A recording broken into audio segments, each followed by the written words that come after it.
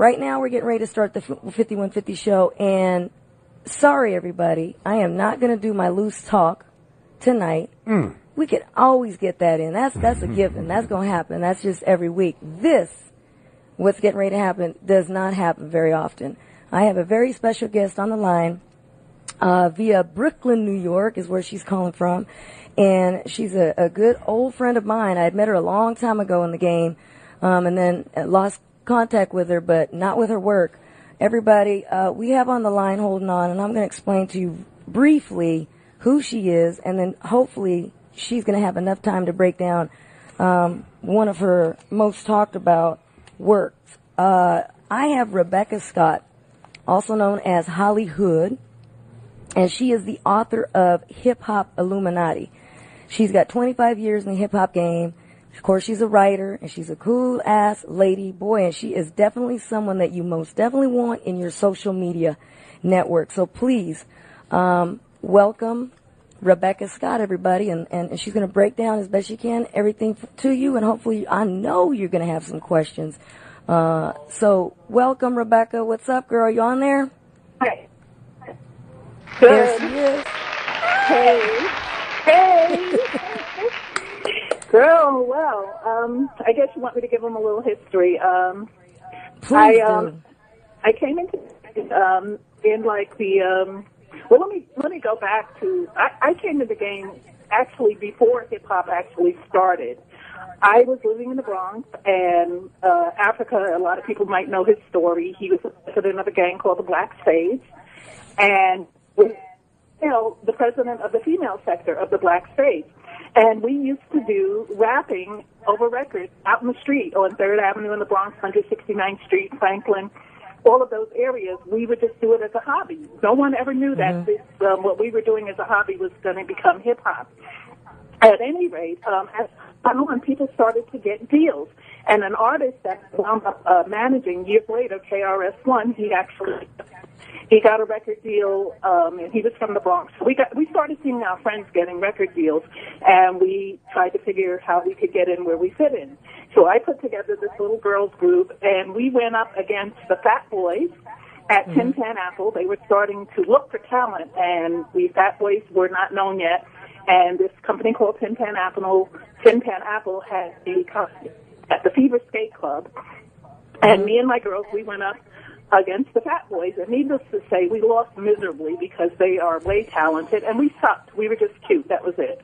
And that didn't work. Back then, it didn't work. Today, it works, but back then, it didn't work. And so I still wanted to get in on this because I saw the potential, and everybody was starting to get put on. Russell had this little dingy office over on 17th Street, and he was starting to make noise with Curtis Blow and his brother, and I'm like, man, how can I get in? So I decided to get in on the management end, and my first group was Main Source, who had a rap ballad called Looking Out the Front Door, and they did so many other songs, too, watching Roger do his thing and that stuff. And then eventually I got to manage KRS-One, Mad Lion, Channel Live, and I just stayed in the game. I worked at both EMI, Atlantic Records, did a whole bunch of stuff, and so that's pretty much my history in the game. I even worked with Tupac briefly when he was alive, and when he passed, I did the movie. I financed it and I produced it called Thug Immortal. So if you get a chance, the listeners, they can Google that and they'll see my name in the credits on that. And I also financed the second House Party too. So, I was pretty big in the game. I was one of the biggest females in the game, moving and shaking and making noise. And that's how we got down back then. Right.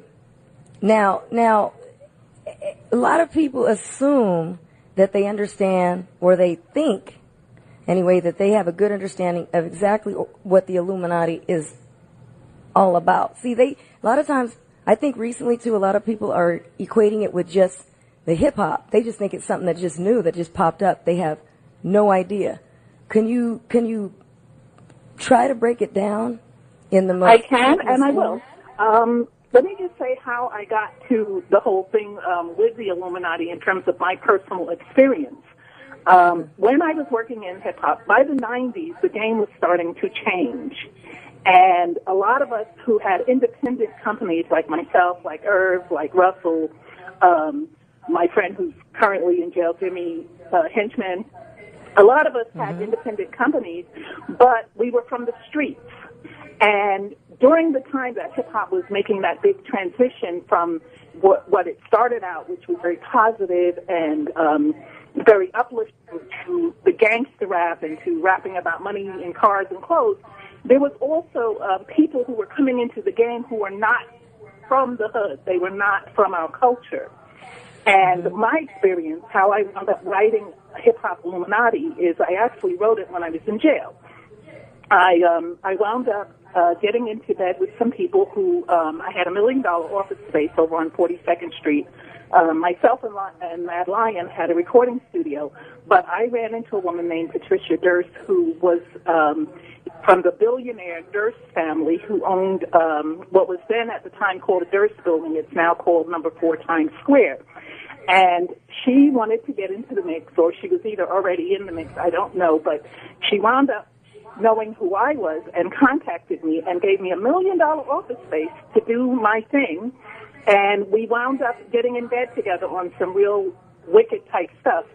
And I can say this much. At the same time that John Forte from the Fugees got taken down for the drug bust, so did I. And a lot of us were doing things that we thought we left in the street in order to keep our businesses that we had established from scratch. So I had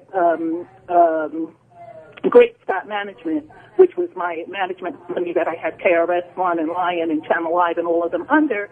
Plus I was doing, like I said, I was doing movies and stuff. And here come these people who put something on the table, and it was like, you do or you die.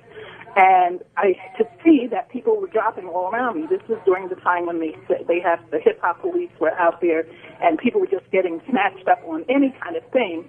And so I did it. But what happened is when I decided that I didn't want to do it anymore, I wound up doing 10 years for drug trafficking. And during that time, I decided, you know what, I'm going to blow this whole shit up because I got caught out there. A lot of my people got caught out there.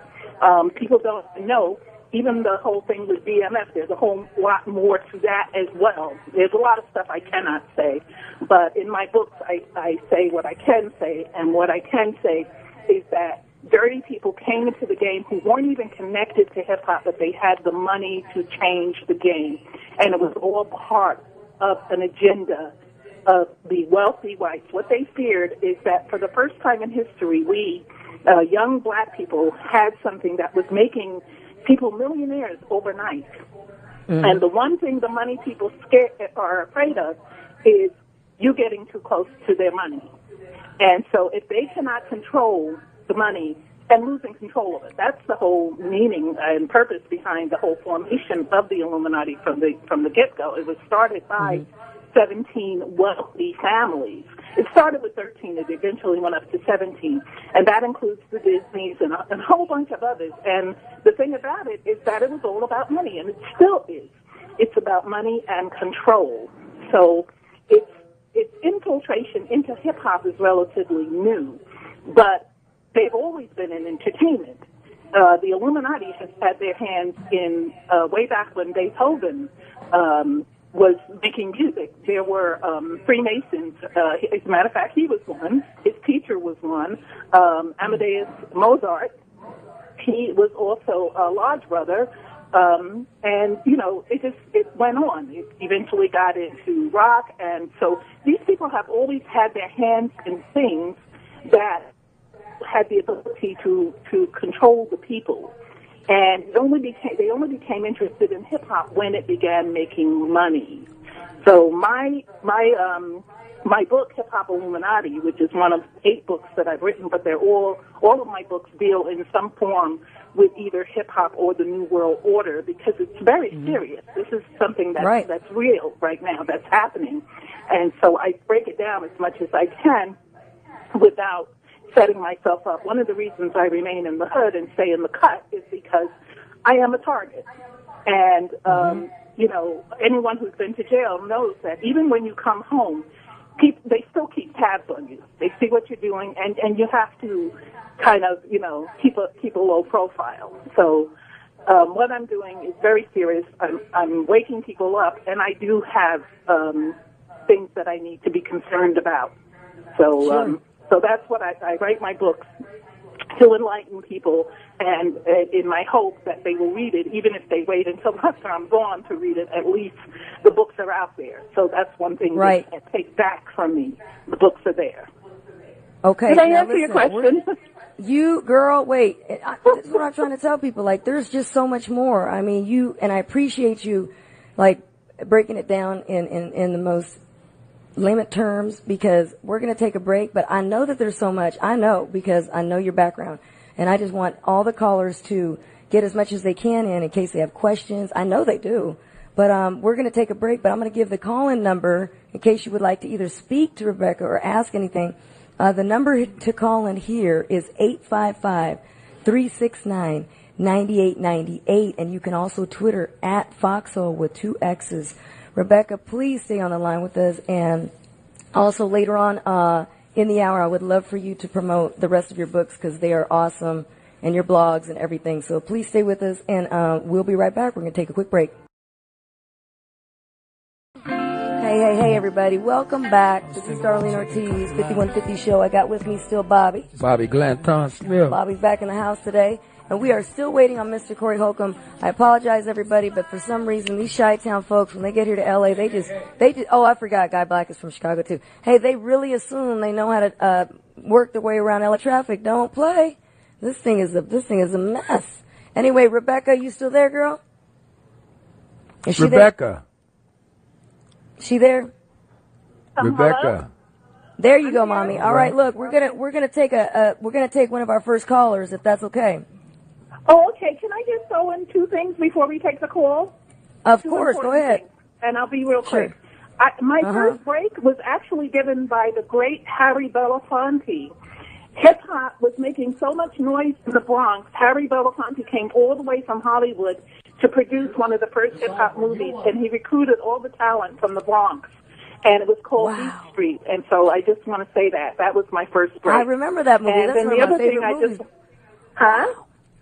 No, I'm still in awe, like Harry Belafonte. You know what I'm saying? Like, what? Where did that come? Wow. Yeah, he produced the first hip-hop movie because that's how people realized that we had something hot, and it made it all the way to California. And he came over here to New York, and there were lines, because all of us, that's all we used to do was rap and dance in the streets. And I guess, he got wind of it, and he decided, hey, this will make some money. Yes. So that was my first break. Yeah, okay. And then the other thing I wanted to say, and I want to get into it a little more, but I'll do it after the call, is that I just want to say thank you so much for having me on the show. And I'm really honored because some things I turned down, but one of the reasons that I accepted this, aside from just being a big fan of Jamie, but I became more of a fan when I heard his hip-hop interview on Foxhole from like a year ago, where he was actually talking about the influence of the music on the youth. And he doesn't even know how close to home he hit with that interview. So I'll get more into that later. But nice. I'm gonna have to look that one up. I wonder if we have the date of that one. Oh well, you're so welcome. And thank you, send girl. You the link. Yeah. I can send you beautiful. Do that. Yeah. But thank you so much for even enlightening us. You coming on here as a guest. This is we are. Well, we feel very privileged. Girl, I mean, come on. Hey. Come on. You know. Oh, thanks for that. Hey, now, that's what I'm talking about. Look, we're going to take this first call, Rebecca, from Soul Wonder, and he or she is from Dallas. Go ahead, Soul Wonder. Hey, y'all, how's everybody doing? Hey, thank you for calling. Hey. What's up, OG Bobby Johnson? What's up, Hey, hold up, man, hold up. It's Bobby Glanton, brother. I know it's Bobby Glanton Smith, but you know. All right, I'm just checking in. Much respect all right. For you, and guess what? All we need is 15 minutes. I'm right there with you. Darlene, how you doing? Corey, always late as hell. Or late as you'll be here in a minute. Rebecca, how you doing? I'm sitting up there as I'm listening to you. Talk about the Illuminati stuff. I'm just, Googling and stuff. Like, you've done some amazing stuff. You've been a part of amazing stuff. And I'm a producer, been doing it for a music producer, doing it about 7 or 8 years now. I'm not amazing in it. It's just my dream. But I'm hip hop all the way down to the core. I goes back all the way to the 80s and all that stuff. All that stuff in the Bronx, I know all about that stuff. So I'm right there with you. Hip hop is probably the single most influential thing in this entire world. In this whole world. It's everywhere. It has become real, real big. Real, real big. So you was the part that I'd like to say thank you personally for that. Thank you. Thank you. As far as the Illuminati stuff, I've heard a lot of stuff, a lot of different stories that has been associated. I've been kind of fascinated with myself. So, like, I remember there was a story from this guy from BET that helped start Rap City. I can't remember the gentleman's name, but he was from D.C., I believe, and how he talks about how they changed, how things started changing with the music game, and, you know, the music started changing. He was involved in that. It kind of brought him into a scene to where there was some important people, and made him want to do lewd things that he really couldn't speak about. He was saying that was Illuminati. The death of Shakir Stewart, you know, stuff like that. What is your take on that stuff like that? You know anything about that? I do, actually. I want to say, first of all, thank you for your compliments. But the actual hip hop genre was started by Africa and Kool Herc. I got to put that out here because those are the I know that. I know all that. And we just kept it going. But in terms of you put a lot out there. So let me see where I can begin. Okay. Earlier, I don't know if you heard me talking about how the classical musicians were affiliated with the Illuminati. These people, all throughout history, they keep their thing going. Even though they die off, it's like they don't die, they multiply. So one of the things that was written, it was, I believe, the Magic Flute, which was written by Mozart. Do you know that Disney, who is one of the Illuminati families, they actually reincarnated that? So it's all connected in terms of the Hollywood connection and the things that happen. Now, BET, which you mentioned, do you know who owns BET now? Viacom. Viacom, which is headed by multi-billionaire Sumner Redstone. So people, you know, when I do my books, I try to get people to put the things together to line up the dominoes so they can see how everything is falling. Because now you have to think to yourself, why would this old, very, very wealthy, he's already got billions of bucks, why would he want to control a black entertainment television? It goes back to what I just said. Yeah, exactly. Now, the connection with Shakir, one of my books is actually called Violator for Life, and it's a book written about my good friend who passed away, Chris Lighty. It was a Chris Lighty story, which a lot of people say are very similar to the Shakir Stewart story. I did not know Shakir, and one of the things you'll see in my books is that I try to refrain from talking about things that I don't know. So I only get into what I do know. And there was a lot about Chris and about things that were going on with him for years and different things that were actually engineered from behind the scenes. Even some of these beefs are engineered by different people. And so I put it out there, and I couldn't make the comparison other than the fact that they were both supposedly killed themselves, and they were both very influential. But I get deep in terms of what I knew about Chris. Unfortunately, I didn't know the other brother, so I didn't do a book about him, and I didn't include him in Chris's book. But I wouldn't be surprised if, and in my book, I reveal what I think really happened, and Chris did not kill himself. I knew this brother. He did not shoot himself. So my thoughts are... Nope. Go ahead, Rebecca, but I know that we got to take a couple more callers and put them in there, though. But go ahead, and if you could finish Did I answer your brother? Say again? Did I answer your question? Yeah, I had one more question. You had mentioned Jimmy Hinchman. Now, stories have been coming out lately that he was supposedly the brother that helped start this East Coast, West Coast beef with Pac and Biggie with the shooting at the Hit Factory. Is there any truth to that, or is that a fabrication? Well, I'm going to say this. It's amazing how, as time goes by, people forget Diddy's part in things. It's amazing how the characters are switched as time goes on. So I'm going to leave it at that. And I have a theory about that too, but I guess we don't have time. But I'm glad you said it because nobody mentions his part there. That's right. And you know what, So Wonder? Yes, she does. And you know what, So Wonder? There's so much on her website and her blogs, and so you'll have to, go on there and find a lot of stuff out too. There it is. I'm already on it. Thank you so much, and thank you for the call, So Wonder. Thank you. Later. Thank you. All right, Rebecca, we're going to take the next one. Hey, Dino from Chicago. You're on the line with Darlene, Rebecca, and Bobby. What's happening? What's good with y'all, man? First of all, I just want to say, not to be rude, how you doing, Darlene, Bobby? What's good? And Miss Lady, I know Corey just losing his fucking mind. Wherever he is, if he listening to the show. He's coming through the door right now, man. That's funny that you speak about that, Dino. For the simple fact, well, Corey gonna understand, man, because for the simple fact, she's just not, when you do answer their questions, you taking a long time to answer them. You talking about 50 other things before you get to your point that don't got anything to do with the point. You giving your history. I understand you want to. Well, we had to give her history out so everybody knew exactly who was on the line. So sorry about that, but no, the next callers we're going to go ahead. We are going to mention that we're going to have to keep the question short for the next callers. So we are going to get to that. So sorry about that, Dino. But did you have a question? Illuminati with hip hop. That's all I'm saying.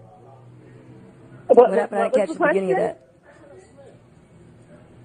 I'm saying I thought the point of this show was the Illuminati, but specifically in hip-hop when it got to do with these little kids wearing tight It is, things. if you want to ask a question, but that was the background of it, because Illuminati just doesn't exist just with hip-hop. She gave you the beginning, the background. What do you want to know about it? I don't want to know any. I understand it. I thought that's what she was supposed to talk about, but she was giving more of a history lesson than talking about what it got to do with today. With the society and what's going on. With all due respect, brother, with all due respect, I was asked to give my history. That's why I did. I mind to get into the book, but I was asked to give my history. And not only that, your resume is what gives you your credibility. I can't just jump on a show and people who may not know of me and say, oh, I'm talking about this, this, and this, and they don't know my resume. How would I know this and this if I hadn't been in it? So I'm sorry if I took up too much of your time, but you're taking quite a bit of time to get to your questions. So what is it? You got one, Dino, or no? Explaining pretty much who you are instead of what we really got to talk about that serious. Yeah, he didn't get it. It's okay. You don't understand. She just explained why she spoke about it. I asked her to give a background. Yeah, thanks for calling in, Dino. Sorry about that, Rebecca. No problem. He's right. I do talk a lot. No, but we better understand, and we had to understand. I asked her to give her back. Yeah, I try to break it down because I don't know who may not know where I'm going or where I'm coming from with my information. So I try to break it down. And you did. Thank you for that. Rebecca, Mr. Corey Holcomb just walked in on the line, so he's here with us. Yeah, I'm not, okay. Late, nigga. The Illuminati made me late. You know what? There we go. They conspired to make sure the freeway was too packed for me to get here on time. It's some bullshit. Okay. Now, but I walked in on the last thing. A lot of people who don't understand what may be going on, I think it's a natural reaction to act like something wrong with everybody else. You see what I'm saying? So I already could tell that's what was happening, on the phone. It's like a deep subject. This Illuminati thing. A lot of people hear about it because somebody said something about it, but they never really read up on exactly what it is. Right. They don't understand. So a lot of people may be calling in because they're lost. They're trying to figure out what's going on. I would say to people out there who don't know what Illuminati is, if you have a smartphone, you can just put the word Illuminati in. I want to make sure I spell it right. Is that what they should do, Rebecca? What do you suggest? They should definitely, but if they want to know what it has to do in terms of hip-hop, you have to be careful because there are a lot of false teachers out there, too. So you've got a lot of people who put up blogs and sites, and they have no clue. They're just rehashing information, and they're making up stuff. My information is based on me dealing with these people directly. So that's the difference. Right. So if they want to know about a lot of people hip-hop, get their information A lot of people get their information from hearsay and, you know, whatever. They actually don't read and figure out what's going on with whatever is going on with anything in life. Most information in this world is given through he say, she say. Yeah. We used to call it the Negro News. Actually, I have a blog called Negro News, and that's pretty much what it. Yeah, that's pretty much what it's. That's my language right there. Right. That's my era. Bobby like that. Woke me up with that one. Right, the Negro News. Yeah, I specialize in Believe that. me, if you check out most of her blogs, Bobby, you'd be so intrigued. I'm telling you right now. Let me ask. I want to ask her a question. Do you think there's a lot of religion that has been passed down Negro News wise? Religion passed down. I think we are brought up into our religions for the most part. We practice what our family practices. And so if you come from a family of Catholics, that's what you grow up praying to. But I think there's a lot of misconception in religion, and obviously everybody who says that they are of the faith don't always walk it. There are a lot of talkers, but there are not a lot of walkers. So I don't know if I answered your... No, you answered the question perfectly. I try to explain to a lot of my Christian friends that they go to church because they were taught to go to church. Most people who've been going to church 20, 30 years have never read that Bible. They're just going along with what they were. It's almost like the end thing to do. It's a club. Well, I'm going to tell you, it's not just the Christians, because look at what we just had. We just had Rosh Hashanah, which is the Jews' biggest holiday, and they don't eat, they don't touch money, and they use that one day out of the year to ask God to forgive them for all the robbing and stealing and lying that they've done the rest of the year. And then once that day is over, they're back to hustling and lying and thieving and doing everything else they've done. And so, you know, you've got your Sunday morning Christians. They get up. You know, they come to church on Sunday, but they were fornicating Saturday night. They were up in the club, you know, and whatever else they do. And so, you know, I explain to people all the time, I get more pussy at church than anywhere else in America. What? Oh my God. This is the truth. I don't even like going to nightclubs. That's a waste of money. I mean, that's real stuff. You get a lot of women with weak faith at church. I guess that's why they're at church, to work on their faith. Well, shame on you for preying on women who need the Lord. Oh, Lord. Yeah. What's that Jewish holiday she said? I need to have about 8 of them a year. Corey can have a Rosh Hashanah right.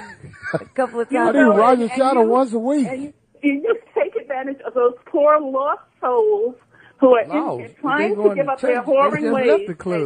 And you take advantage of them. That's like taking advantage of Jezebel when she came to Jesus, and here are men in the streets throwing money at her. And, you know, it's hard to come to Christ. Do I get credit for this, Rebecca? I always go after the veteran church women, the girls who've been there for years, who should know better than to be fucking with people like me. You're a hot mess. They faith is weak, Rebecca. Yeah, obviously. He is terrible. Obviously. As you see, he is terrible, Rebecca. Don't worry. We prayed for him. And I saw his picture on Facebook. He's handsome, just like Satan. So I can see him. Oh, he handsome. I like that. I like that. She said handsome like Satan. Yeah. I didn't even know Satan was handsome. Angel. So I could see you show that beautiful face up, and then all these women, they get weak. And I can imagine the harm. I love it. Is her last name Galata? Rebecca Galata? Because she is lower than motherfucker. Right. Okay. She's smart. When you talking to people who are intelligent, which is really funny, I want to say this before we take this caller. Mm-hmm. When you're talking to intelligent people, they can insult you without you even knowing. Right, Rebecca? That's called boom, boom, boom. Get it. Well, look, Rebecca, we're going to take another caller. When I talk to girls with low vocabulary, I say, oh, you look very obstreperous today. They be like, oh, thank you. You know what? What? It happens a lot. Goodness, Rebecca. Look, we're going to talk to Richard from Texas. Richard, go ahead. Are you on there? Hey, thanks for taking my call. Are you hearing me pretty good because I'm driving? Sure, there you go. Go ahead. All right. Yeah, I want to thank the young lady for having the courage to step out. I want to thank you guys for having the courage to have her on, because a lot of the hip-hop community knows about this, a lot of the professional athletes, a lot of everybody who's making a lot of money knows about the Illuminati and they're scared to talk about it because they don't want to lose their careers or their life. So I want to thank the young lady for having that kind of courage because these people are extremely dangerous. And I know that for a fact because one of the leaders of the movement to expose the Illuminati is a guy named Alex Jones up in Austin, Texas. And I think Miss Rebecca, I didn't catch her last name, she ought to work hard on getting on his show because she can sell a lot of books and get a whole lot of exposure, and he'll be glad to have her on because he's always looking for black folks who are willing to come out and help expose the Illuminati, like people like Dick Gregory, people like Cynthia McKinney. They've all been on his show. And he will give you plenty of time to expose what you know because you've been right there in the thick of things. So I just want to thank you for your service because this is indeed a service, too, because these people have killed entire generations just with their sick philosophies. So yes. I don't know if you can still hear me, but I can. I get kind of long-winded because I'm driving and I'm by myself. So go ahead, Rebecca. You want to say anything to that caller? Yes, I actually do. For starters, my name is Rebecca Scott, and that's my full name. And you can actually reach me, and you can have your associate reach me via my blog, which is hiphopilluminati.blogspot.com. And I'm also on Amazon.com author page, Rebecca Scott. And I just want to say something in terms of what you were speaking on. Yes, thank you. I am fearless, but I do have to use caution because this thing is bigger than hip-hop. Hip-hop is just one small part of it. And the whole idea of it, when I mentioned Jamie Foxx's interview that he did on Foxhole a year ago regarding hip-hop, and he said it controls the mind. Well, this is one of the purposes of the Illuminati infiltrating hip-hop, is to control the mind. It's a form of mind control. And I just want to give you just a brief background because I know I talk a little bit too much, so I'm going to try to give you the short version. Rebecca, okay, good, because we're going to take a break in a little bit. Do you want to wait and do that right afterwards, so this way we don't cut you off? Can I ask that question? Well, we're going to take. We got to take a break right now. You tell me, Dee. Whatever you say. Could you? But caller, thank you so much for calling in, and she's going to finish that up when we return, if that's okay, because we got to take this break. Yes, of course it is. Yeah, get that money. So just hold on to that thought, Rebecca, please. And Richard, thank you so much for calling in. And yes, we are very grateful that she's on here with us today. And we'll be right back, everybody. We're back. 5150 show. Number to call in is 855-369-9898. We talking to Rebecca. She put it out there on them motherfucking bullshit ass people. Rebecca, I know you're not used to people talking like this. I'm just trying to relate to the people who don't read. Oh, baby, you forget I'm from the hood. So I am, and I still live in the hood. But it's just, you know, that's what's up. You can't. Her AKA is Hollywood. Her AKA is Hollywood. Without. Yes. My Twitter is real Hollywood, and I keep it 100. So I don't judge people because the walk that I take is a walk that I chose to take. But I was a hellraiser for most of my years, so no, do you, baby? It's cool. What? She did a dime, Corey. Darlene keep whispering. No, because he missed all the stuff. He missed all the introduction on your background, like how that guy. She did 10. How he couldn't understand it. You know what I'm saying, Rebecca? And you broke it down like that's. There's a reason why. See, so people understand your background. And like you gave them people 10 years. They took 10. Oh, I had to. And actually, I was supposed to get life, but under the Rockefeller, because I went down under what they call RICO, which was Racketeer Influenced Corrupt Organization. You had some Mark Barker in you, didn't you?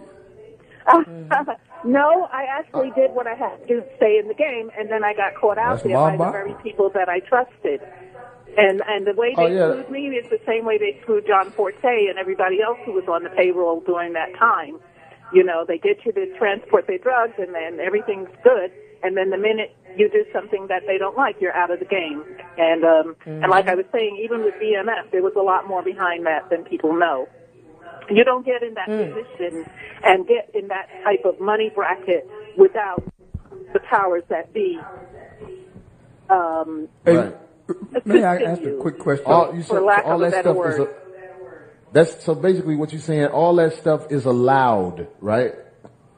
It's not a lie, but there are people behind the scenes that unless you're in it, you won't even know. And when it goes I said down, allowed. you don't know. Oh, yes, allowed. Oh, yeah, the feds. Are you kidding? The feds is the Illuminati police. Right. See, that's what a lot of people don't understand. Is Barack Obama being in office allowed? I will tell you this.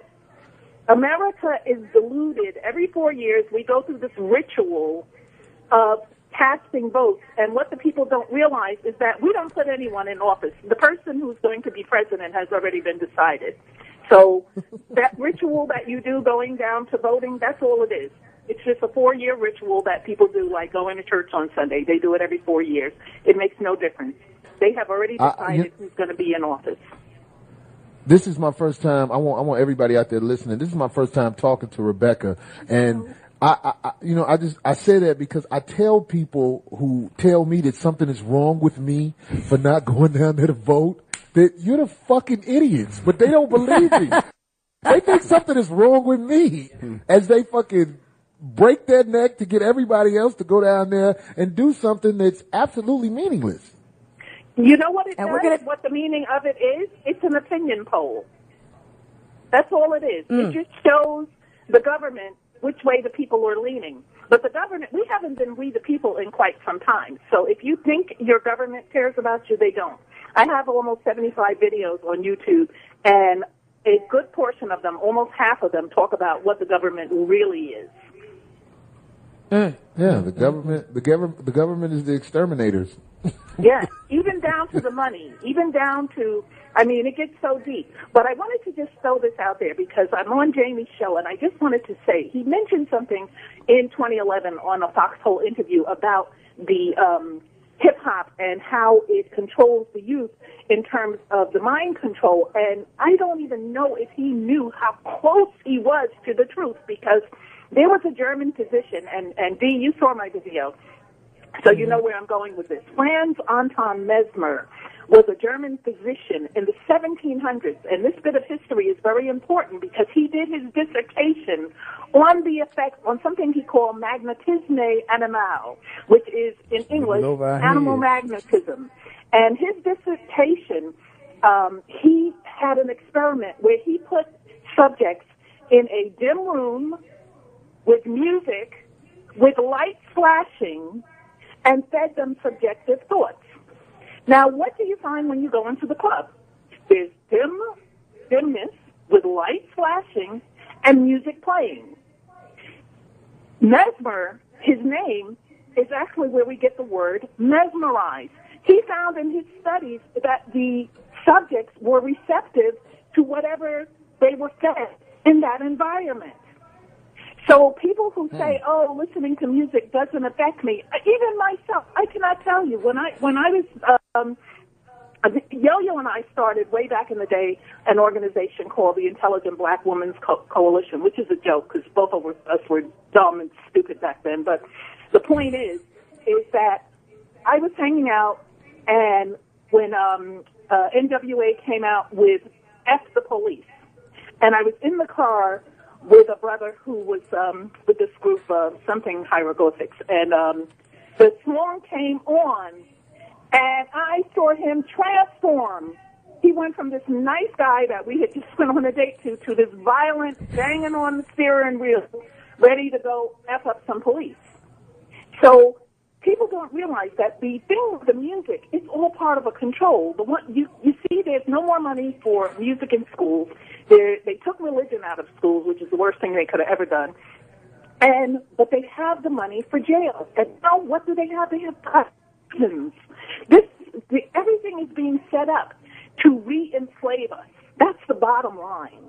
And people need to wake the hell up. I agree 100% because they have a station called BET. And she spoke about that earlier too, actually. One thing I've noticed about BET is they play music where they allow you to dance and brag, but they do not play any rap music that will enlighten black people. And there's a lot of rappers who used to make songs with information in there. You can't get any play on BET with music like that. All you can do is play stupid Lil Wayne shit. That, yo, I got an outfit, and it's a purple one. I'm sorry? Go No, ahead, go ahead. Rebecca. Go ahead. Oh, no, but I wanted to hear the last part of what he said. No, I was just saying, like, a lot of the songs that they play on BET are absolutely meaningless, where back in the day, artists would make songs with information in the raps. But they don't allow you to give information on BET. If your song is informative, especially informative in a way that can help your culture, it can't get any radio play, and it won't get played on BET. Now, let me just enlighten you a little bit on BET in terms of their background. People don't even realize that the founder, Bob Johnson, was Hillary Clinton's puppet for years, many, many years. Any agenda that she promoted, he promoted on BET. When he finally sold out, he had sold out as a person long before, but when he finally sold BET to Sumner Redstone, that is when the Illuminati front, whose sole purpose is to dilute the minds of African Americans with perverse ideals and to enslave the youth with violent, ignorant programming. And this is when things like The Wire and all these other shows, everything is a reality show now, except they're not reality. But they're pushing it as reality. And anything that is positive or uplifting is shelved because they can't do this now that they're under the domination of the Illuminati, which is Sumner Redstone, a billionaire white old man who picked up this black entertainment television solely to use it in their overall plan of world domination. See, what is his name again? Redstone? She's leaving out somebody really important. Sumner Redstone. You're leaving out John Malone. That was his mentor. Excuse me? You're leaving out a very important person in this equation, and that was John Malone, who was a cable network giant, and he mentored Bob Johnson, and that's what he ultimately sold the network to John Malone, and him and Sumner Redstone run in the same circles. Yes, but Sumner Redstone is actually the owner, the exclusive and sole owner of Viacom, who owns BET. It's a big difference. So it's I'm talking at that level in terms of who owns the actual parent that owns BET. Viacom owns a lot of things. BET right, is you're one of speaking their factual. acquisitions. Yeah, they just are one of their acquisitions. But the reason I left out Malone, and this I had said earlier too, is because I only speak on what I know. So I didn't know of Malone, and I didn't have any Some people can understand that people who are speaking from factual information rather than, somebody ran with somebody. I mean, if you run with somebody, that's where's the facts in that? That's what I was trying to explain to my friend Bobby right here. But what's that dude name you said? Redstone. Yes. Sumner Redstone is the owner. He is the CEO of Viacom, which is a parent that owns several entities, and BET is just one of them. Right. So that's the parent. Yeah. And Sumner Redstone, you also he has quite a few companies and things. You know, a lot of these people are in bed with a lot of other people. So I don't know who Malone is, but I wouldn't doubt that he's part of that and that he would be Illuminati. But when you look at a lot of these labels and Interscope and Jimmy Iovine and a lot of these hip hop labels have Illuminati at that level. The artists can't be they can be used, but the owners and the people who are ahead of them, these people are all in bed with these people who are taking over the world. They have private clubs that they go to. I've been to clubs where there was all types of, I don't know if you ever saw that movie Eyes Wide Shut, where they had all this kind of these sexual clubs that you could go to, and there was everybody screwing everybody, and these are wealthy people that come there to do their dirt. And in some cases, they're even discussing business there. And they bring in their choice few house niggers, you know, people that they want to use. And they're probably in bed with Barack Obama. Go ahead. Money. Yes. In my book, I actually have a picture of Barack at a fraternity social. I don't know if it was a party or a dinner or what, but someone was able to take a picture of him there, sitting, and it was a boule event, and which is also what Puffy is part of. Like, I don't know that. I never knew that information from you, but I'm telling you, I have the sense to know that if you're a black man trying to run for president of the United States, something is fucking wrong with you. Something is wrong with you. Why are you doing that? You know what I mean? You're trying to be part of something that has done nothing but tortured you and basically made a fool out of you ever since they brought you here. Well, it goes deeper. With the president, it goes deeper, and I have to be a little careful. If you go into his history, you will see that he's been on the side of the government for quite a while. This is not way long before he was in office. There's already quite a few very wealthy people, and when he worked at one of these law firms, I'm trying to remember which one it was, and one of his clients was a slumlord. Okay, it was Davis over in Washington. That was the law firm he worked at, and one of the clients was slumlord. We're breaking out. Hold on, Rebecca. Is that her? Hold on, Rebecca. I don't know. It's breaking up. We're missing some of the stuff you're saying. It keeps getting a little choppy. I don't know if that's her line. Okay, can you hear me? Yeah, hold on one second. We can hear you. Oh, we got to get some of these callers in. Rebecca, I hate to break you in thought because I know that you're speaking from what you know. She got a lot too. And speaking from what you know, you know what I'm saying? I love to hear that when people have information that is factual.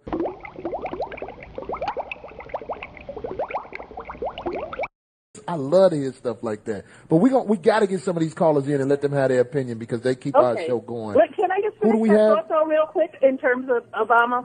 In 95, he worked for that law firm, Milner Davis, and they represented Tony Rezko, who was a slumlord who he got off. He got off with no jail time after he was convicted of stealing over $14 million, and he had a fundraiser for Obama's senatorial campaign way back then in 2000 after he got off in 1995, and he started contributing from then to 2003 to President Obama's then senatorial campaign. So that just shows you how far back his history goes with being in bed with these people. And he got some muscle with the beast. Yes, sleeping with the enemy. Yeah. There you go. But we're going to take this caller. We got Victor from Memphis, Rebecca. So go ahead, Victor. Thanks for holding on, Victor. Go ahead. Yeah, thank you. Hello, Miss Rebecca, Darlene, Brother Bobby, and most important of all, Brother Corey. Look, I want to start off with a short little brief comment. It was a show Luke Dix was on one day, and this guy, a caller, called in mad, like, Luke Dix, I don't know what women did to you to make you so mad. And then he like, Corey, I don't know what woman bent you over and went up in you. And Corey, with no hesitation, you laughed and just said, I got to take the good with the bad. And at that time, I was like, Denzel Washington. I was like, my nigga. But to my point, the first thing I got to ask Miss Rebecca is like, all these people, Jay-Z, Jamie Foxx, everybody with money, why can't everybody put a little money in the pot and open up their own record label so you can get some positive rappers in there? No vulgar rap. If you vulgar rap, stay where you at. If you got positive rap, come on over here and put that shit out. Production, distribution, whatever needs to be done. And the other thing. Why couldn't they do that, Rebecca? Why don't you think something like that could be done? Because that's how it was in the beginning. When hip hop first started, you had my girl Sylvia Restadedge. She had Sugar Hill. Her and Mickey, they had their label. They put out their guys. And what happened and there were so many others, independents. Like I said, there was other independent labels. There was I can't remember the guy from Texas. But my point is that as the money came into the game, people started selling out. You know, this is the one thing about when you deal with people, if you've got a few grand in the bank and Ms. someone offers you a few million. Let me interrupt you. I'm sorry, let me interrupt you. This is what I'm saying. Open it up like a private business. Get somebody so where if somebody comes and say, hey, I want to donate some money to you, fuck you, I don't need you to donate nothing to me. This private, we doing it on our own. I don't care if you got to go. But once you're already, that was the point I was getting to. Once you're already on the payroll, you can't just ease out like that. That's what happened to me. I tried to jump off the boat. It's like you're already on there. You can't, it's like the mafia. Once you're in, Jay is in bed with these people. He's not going to do anything that's going to jeopardize what he has now. I got you. Okay, go through somebody like Farrakhan, like you said, Harry Belafonte. Go back to him. Somebody that ain't tied into it, and the proof is in the pudding, putting out this positive rep. Okay, but I'm going to keep it moving because my time is short. And I saw Bill Maher, and he was talking about back when people like Dr. King was alive, about civil rights, Jesse Jackson, all of them. I'm just using certain names. The momentum we had going back then, when those people died off, got killed, or whatever the case may be, the new thing was this trumped up drug charges. Motherfucker get caught with a half ounce of weed or something, lock them up for 30 years. And that in the process, it gives them a felony. He can't work, and it perpetuates the vicious cycle. And like, say a dynamic personality such as Corey Holcomb. All right, you got Jesse the Body, Governor Jesse the Body. I listened to him on Mark Thompson's show, Make It Plain 127, I think. Well, he was on there. He was like, I was just an average guy. I ran for governor, and he said, like, say, for example, he goes to the grocery store. He said he see a guy with a fishing hat on, another guy with a truck driving hat, and they come shake his hand, and then they tell him, I got this hat on, but I'm CIA, and this other guy over here, FBI, this other guy, Secret Service. They talked to him to find out how did he be an average guy with a well-known personality or being a wrestler. How did you come from wrestling to be a governor? He said basically what they did was sat down, saw how he did it so another regular motherfucker could not be in that scenario again. I'm saying all that with this Illuminati stuff. They setting it up so can't no regular motherfucker such as me get in there and shed light on the subject. They also use people based on their influence. This is why you have certain artists who may be more talented than others, but they don't get to the top of the game because they're not influential. They use people who are influential. That's how Schwarzenegger got to be governor. That's how even though we can use him to push our bullshit. I guess. Exactly. There you go. Foremost, I got one. The guy that called before me, a couple calls back from Texas, your show, like, Corey, y'all come raw with the comedy and stuff, but this shit be straight raw truth. Bobby, Darlene, you be eating kicking knowledge. I don't know where you got it from. I'm just messing with you. I know Corey's going to say colors. But it's one more thing, the collapse of the American dream. It's a cartoon, and it shows you even way back when Jefferson Thomas, they were saying, we can't do this and that because you let big banks or big organizations get too powerful and they would control America. And they shot it down all through the Civil War and shit like that. And the first president that went against it publicly was Kennedy, and they killed his motherfucking ass. But, Darlene, I sent it to you on Facebook, so when y'all take a break, y'all can check it out. Okay, great. Thank you. Take it for what it is, but that's all I want. Well, that was great. I love you cats, and Miss Rebecca, look, check this out. I got a high school diploma and shit, but you ain't got no audio book on, because once I read 2-3 pages, I'm gonna lose interest and be like, man, fuck this shit. I am working on it, but you know what you can do is you can go to my Hollywood YouTube. And I have most of my information. I've got almost 75 videos that I've created. Yes, she does. That are very entertaining, and I guarantee you won't fall asleep. There you go. That's what's up. Yeah, thanks for that, Victor. Thanks for the call, man. We appreciate that. We had a lot of them on hold too, Rebecca. There's a lot of people that want to get to I know they're itching to get their word in. We got Candy from North Carolina. Go ahead, Candy. Oh, Kenny, I'm sorry, Kenny, and try to make it as brief as you can so we can fit everybody in. Thank you. Oh, Greg, I'm sorry, Greg from Mississippi. Go ahead, Greg. With the cars up that way. What'd you say, man? You came in late. We sorry. Oh, I'm sorry. I was just speaking to everybody up there on the radio. Nice listening to you, and there's really a lot of information and stuff on there that I'm kind of putting my mind into it. I want to know a lot about this. And my thing is to you, Rebecca, I mean, do Freemasonry what do Freemasonry really have to do with the Illuminati? I've been hearing that a whole lot. Okay. I'll give you the short version. The actual term Illuminati means illuminated in terms of light and so for secrecy. So any secret society, and especially in my book, one of the first things that I say is that when I use the word Illuminati, I'm referring to all secret societies.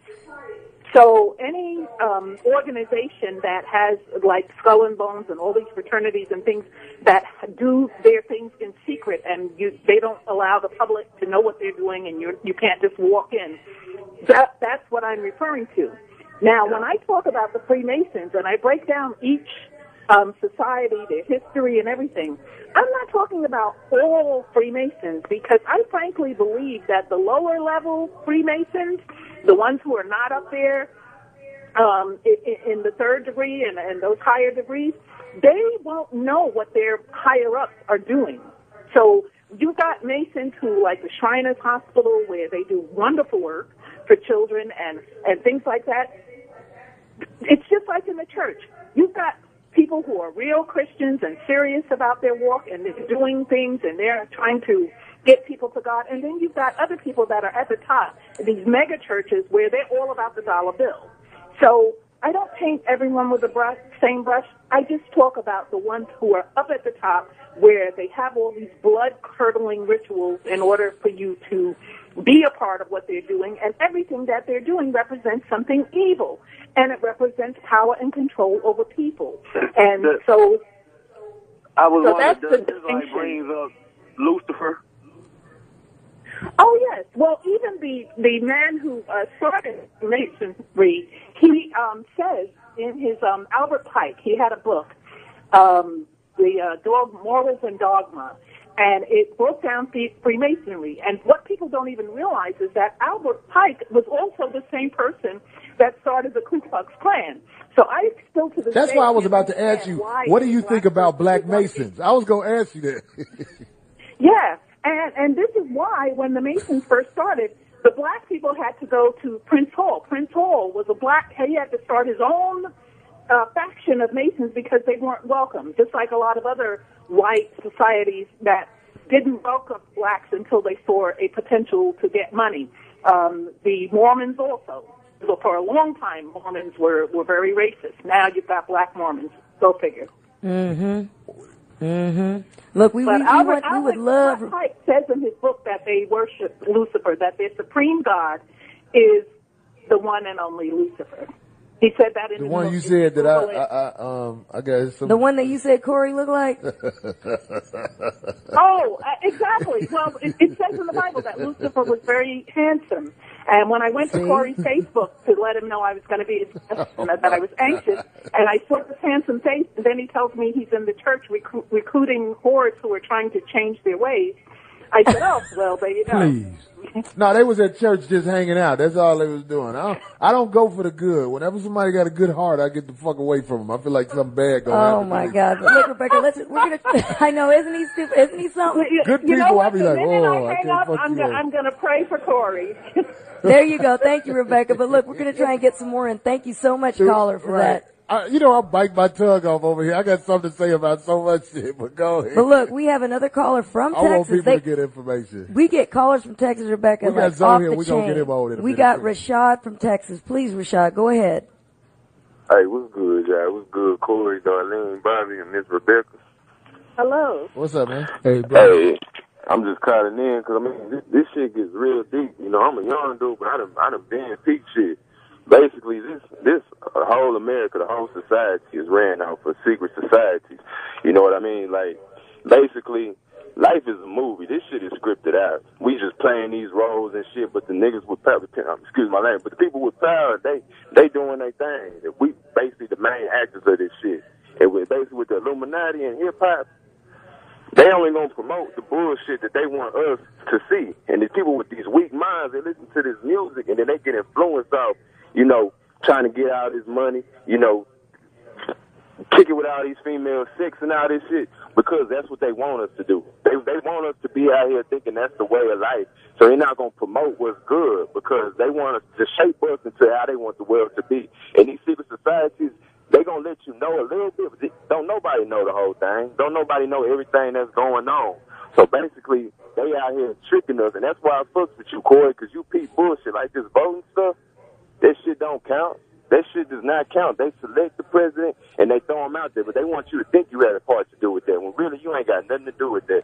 Life is bullshit. You just got to keep it good with God, and go off your personal faith. You can't turn on TV no more because this shit on TV is scripted. They gonna put out what they want you to believe so they can fuck you in the end, and that's just how it goes. They call the television the dummy box in a lot of countries. Real talk. That's real talk. I don't even own a television. My friends, people who come to visit me, they try to diss me. They're like, "Where's the TV?" I'm like, "It's not in here. I don't own one. I refuse to own one." That's right. Boom, there you go. Keep the bullshit out but your you know head, what? Rebecca. You know what, Hey, caller? thanks for the call. That's right. Thanks for the call, caller. I was just going to remind the caller that, look, I know he said that, he appreciates this and everything's really deep. Look, that's why we have people like Rebecca. If you go to, and check her out, look at all her stuff. She's got, like you said, how many on YouTube, I have Rebecca? almost 75 videos, and I have one called Why I Do Not Own a Television. And it's 30 minutes of me letting people know why they shouldn't own one either. Because while you're home, right, so you have a video. Well, when she says videos, I make videos, it's basically her speaking, so they're almost like that I have a problem with. The videos are better for the younger generation they can hear, because the younger generation does not have, in my opinion, the same patience as the younger generation before them, and so on. Videos are better for them to watch. So, Rebecca, the more videos you can send, she's dropping it, yeah. It's even better, but that's good. Why I don't own a TV? I think I haven't even seen it, and I like it already. Okay, but look, we're gonna have to take another break, Rebecca, and we're gonna come right back if that's okay. You good? Yes. Now, can we talk off air, D? Because I just need to share something with you off air.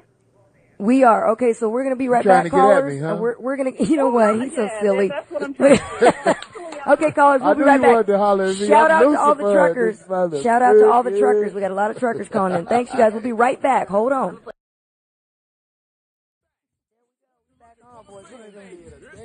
There we go. Back on. We talking about pussy ass the rock. Hey, we are back to 5150. We got Zoe, the voice of reason, on the panel. What up, man? We got Rebecca on the line, dropping the knowledge. We got Darlene just sitting here. And we got Bobby with some Chinese food and an attitude. Cause he ain't had no facts. Anyway, I'm fucking with him. Can I give a shout out? Sure. Okay, I noticed during the break you were playing Public Enemy. I want to shout out my partner in crime, Professor Griff. Griff, how are you? I hope you're listening in. I sent him an email, and we did a show this summer in Harlem together. He's also got a book out that exposed the Illuminati and hip-hop as well. Analytics. And he's my partner in crime, and so I know earlier somebody asked how they could get more info. Any video that Griff has on YouTube, you should definitely check out. He's one of the people that also is an authority on this topic as well. And so I just wanted to show him some love. That's my brother, my friend. That's right, Professor my partner. Trill. That's right. Did he ever actually do a verse in a Public Enemy song? Never, no. Never? Oh. I was just wondering, because I know I seen him a lot. Wait, Rebecca's saying something. He talk a lot. He actually has done his own records, but not to my recollection has he done anything on PE. But he has his own band that he's touring with now. He still tours with PE, and he has records of his own out. Oh, that's great. Yeah. We're going to take another caller. Russell tried to diss him during the time when him and Chuck had a problem. Russell called him. You talking about Fruit Booty Russell?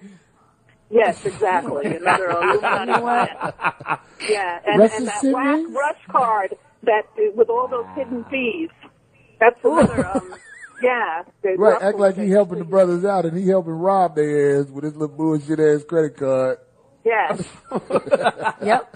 Get the rush card so I can rush the money out your pocket. Exactly. That's exactly what it does.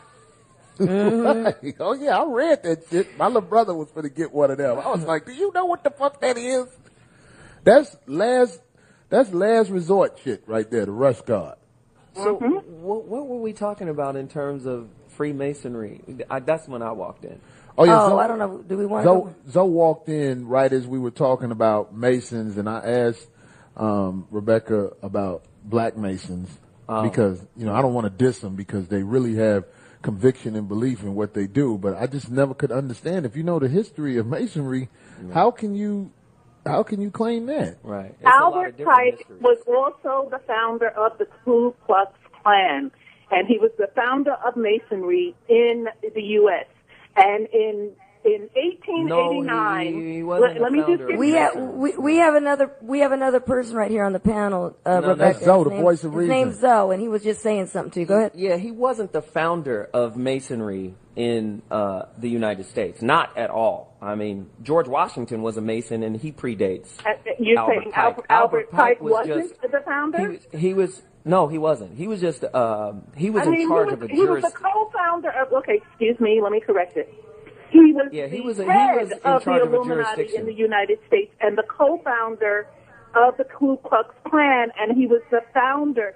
Yeah. Read his book. You were Dogma. correct on him being the founder of the Ku Klux Klan, and in the Ku Klux Klan's manual, which is called the Koran, it has a section in there to dissuade black people from voting. And that was the original reason why they created the Ku Klux Klan, because they wanted terrorists to prevent black people who were newly emancipated from voting. This says called a Koran? It's called the Koran. Koran. Yes. And this is what a lot Did it clean your clothes?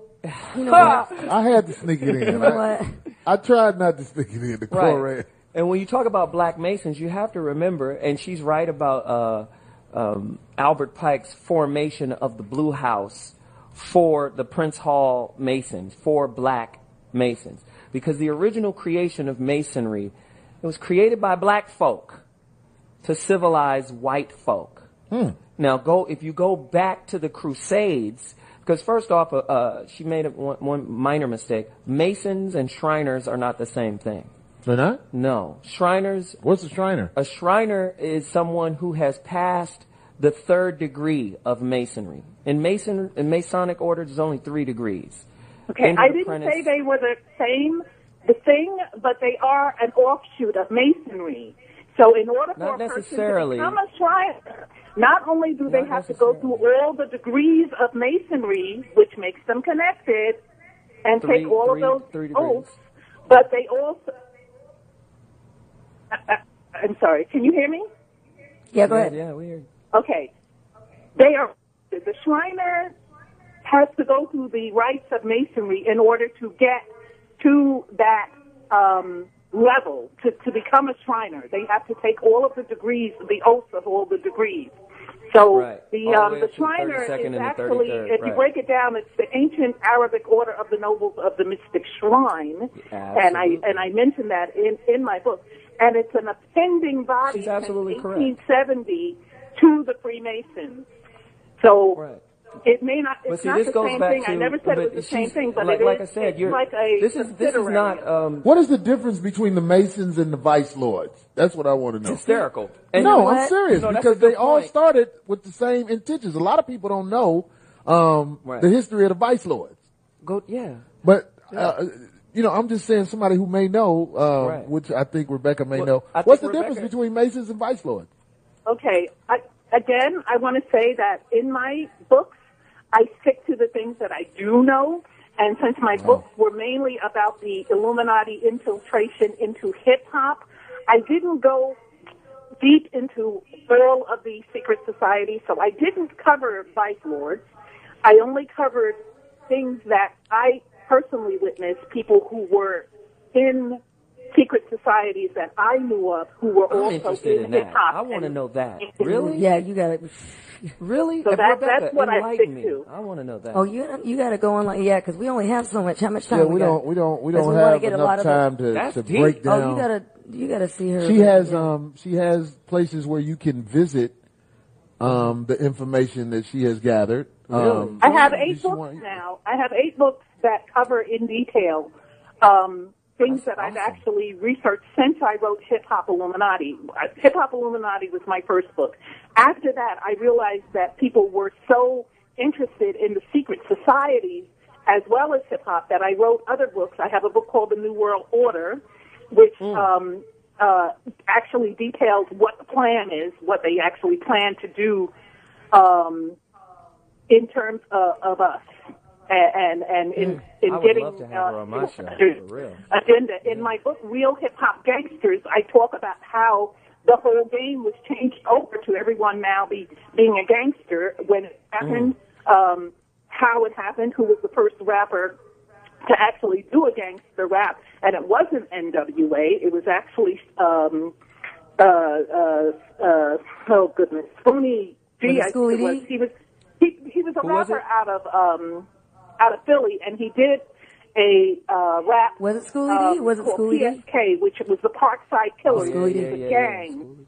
And that was the first gangster rap. And he played it over the phone. Actually, Darlene, I think he played it for Ice-T. Hip Hop legend. And Ice-T brought him out to Cali. That's right. Yeah, no, I know.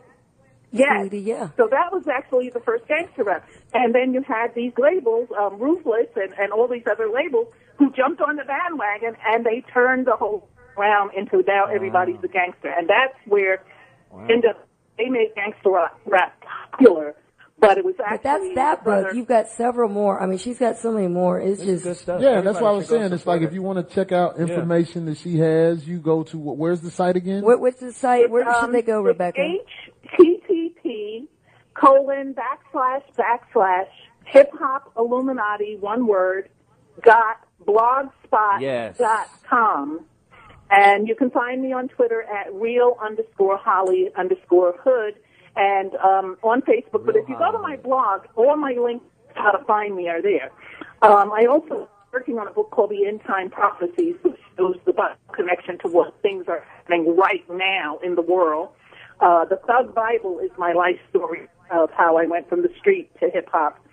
And the manipulation of America actually breaks down how advertisers and all other things, including television and things, are used to manipulate us, the people, and how all these things are set up, and how even what you choose to wear and eat is part of what you've been manipulated into. And design. Is the debate manipulating the people? Pardon me?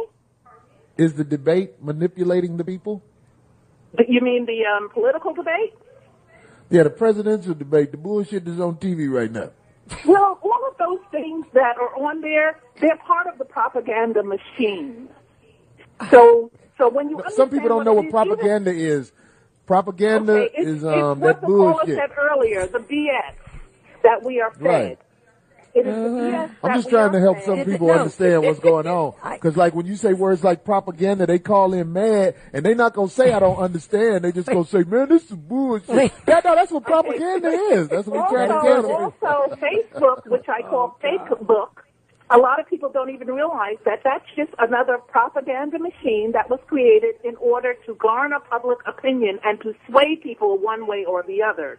That's why you have trolls, who are people who hide behind fake names and fake profiles, and they spew out some type of nonsense to start a controversy online just to get that public feedback. And this is how they know what to put in the store to sell you. They know what you're wearing, what you're eating, what your kids are playing with. You know, it's so much I have to give you hip-hop. Let me give you an example of That's good that. stuff. We got a caller that's about to come on in a minute. Rico, he's going to come on in a minute. But I got to tell people this, and I want you to hear this, Rebecca. On YouTube, there's a video of a girl getting punched on the bus. So I found... you know that she's got it. You got something on your profile talking about that story. The girl too, the girl in Cleveland who got uppercut by the bus driver. I found her Twitter. Mm-hmm. I found her Twitter. What is the Twitter handle? I'm not going to even say it because I'm going to tell you what happened to me when I went on her Twitter. What happened? Because I wanted to reach to her to see if she would be willing to come on the show. Oh, okay. And I swear to God, when I went on there and asked her to come on the 5150 show, my Twitter started bullshitting. Something was wrong with my Twitter all of a sudden, but it still let me put out a couple of messages. Like I was like joking, like, I'm trying to get old girl to come out here. I was going to let her come on the show and give her some soup. You know what I mean? Like, and all of a sudden when I cracked like 2 jokes on her, you know what I'm saying? Like, and my Twitter was down for a day and a half. Oh, really? I don't think that's a coincidence. What do you think, that Rebecca, about that? It's not, and don't be surprised. I mean, even our you notice how we keep going in and out in our conversation. Everything is controlled. Even your telephone. When I tell people that ever since that HD requirement in Russia, do you know TV looks at you? So I honestly believe didn't I say that on the air? Yeah. I've never met Rebecca. She's got a whole video on that too. I don't even have this information she has. But when that man came to my house talking about they got to switch everything from whatever to digital, I was like, them motherfuckers is looking at us through the TV. That's when I gave up TV. That's when my TV was sitting on the curb. See? I want to hear from callers. Do they believe this? Well, we got this one guy on. He's a Mason, and he's actually a Mason. He has something to say. Bobby's quiet too. Okay. His name is Rico. Go ahead, Rico. You're on. Yeah. 5150, what it do? I exalt, man. Much respect, bro, to you, brothers. Much respect, man. I mean, you have vast knowledge of a lot of things, especially with masonry. Rebecca, I have a lot of respect for what you know as well, but you couldn't be more wrong. You couldn't be more wrong about masonry, especially about Albert Pike. Yeah, every black Mason knows who Albert Pike was. Albert Pike was, he did start the Ku Klux Klan.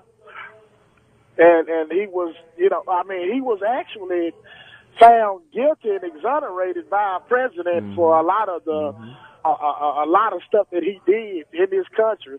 But Albert Pike did not found masonry in this country. Masonry was a gift to us from the Most High in Africa. In Africa, it was. When people tell me stuff, I listen. And so that's why I'm saying I'm learning not just from Rebecca, I'm learning from Zoe, and I'm learning from the brother that's on the phone. I gather information. The brother Rico is right, because if you do the research, especially a masonry in America, before it goes back to Adam Weishaupt of Columbia, who, the Illuminati, that's an off branch. They'll say it goes back to the Mother Lodge in England. But it goes back even further than that, too, because if you take it further back, now you're going into Middle Europe, and now you're starting to get into what they were calling the Knights Templar, which was information, information that was passed on from black people. Because, hold on, what did you say, Rebecca? I'm in the black house. I am a Knights Templar. Can I just say something to the brother, to the Mason brother? Because you obviously did not read my book.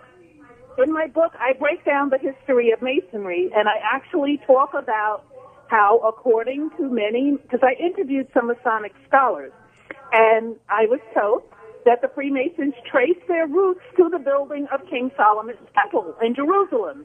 And I mentioned that in the book. And it's described in the Book of Kings to a certain degree.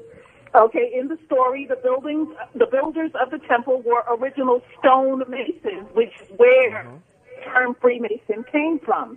The other thing is that I clearly said I am not talking about all Masons, because the higher up Masons do things in secret, even their brothers are not aware of.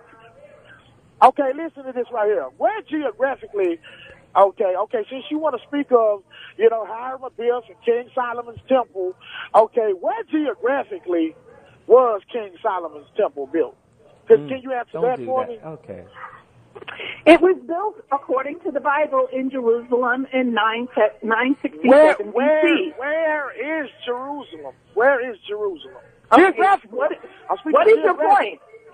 What is your point? Because I'm not on trial here, and my book is not about the history of Freemasonry. Most of the literature, it seems as if, most literature that you can go online. My work is not an attack on Freemasonry. Well, hold on. My work is not an attack on your belief. But you are speaking on the craft, and I am a product of the craft. Okay, and the point that I'm trying to make is most of the literature that you have read on on masonry is anti-Masonic. So And your the literature point of I view, read was your by point of Albert view is Pike. not His valid. book, Morals and Dogma. Man, this masonry is deeper than I thought. I didn't, I can admit I don't know a lot about masonry. Corey, can I ask the Mason brother a question real quick? Go ahead. This is Zoe asking you a question. Real quick, Rico. Go ahead, brother. Are you listening, Rico?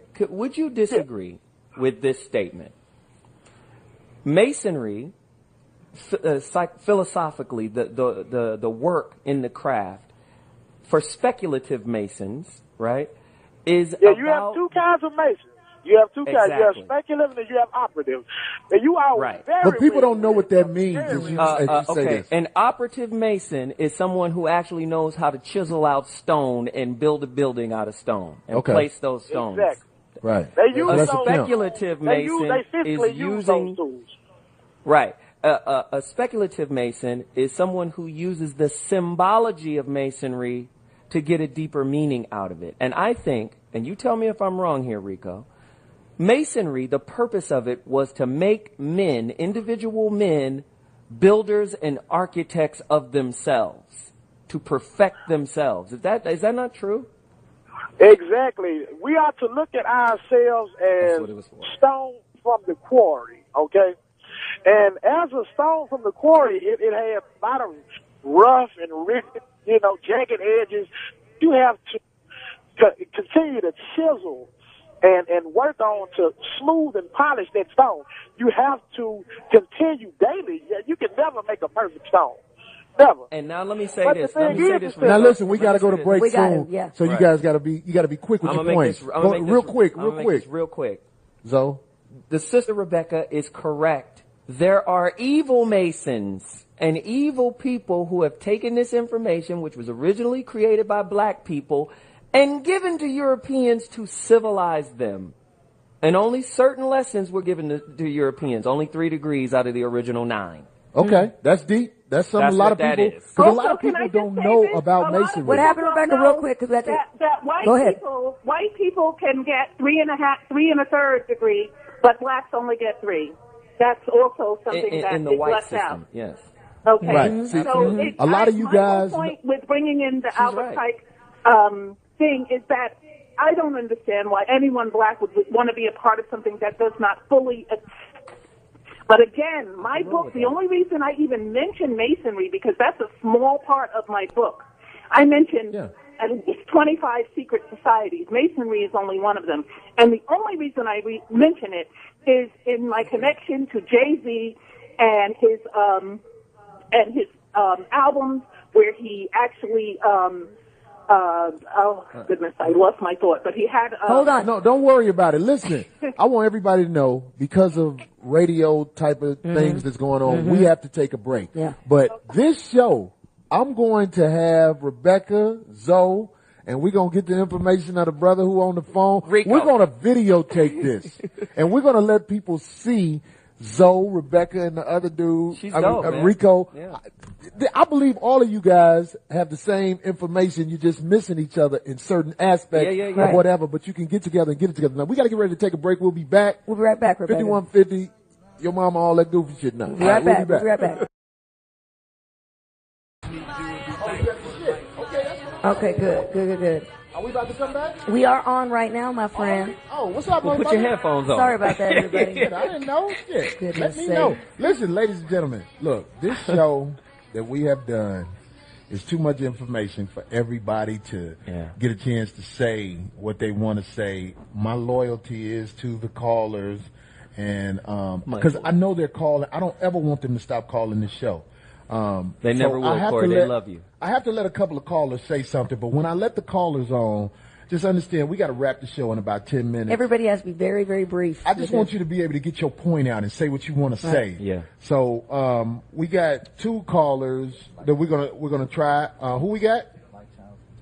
Light Child from Tennessee. Home girl. We hate to rush you. Please be brief though.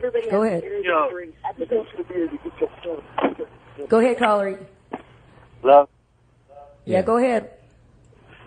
Yo, calling from Knoxville, Tennessee. I've been doing a little research for a couple of years on this thing, And I just found out that, you know what I mean, a lot of stuff is true, so I just been letting people know, you know what I mean? And so I just appreciate the sister coming on and you know, just having the guts and the courage to do this and say this, because I'm seeing what's out there. And, you know, I've been even looking in the Bible, man, and some of the stuff there's in the Bible, if you just really know how to look at it. And, I mean, the evidence is there. It's all around us.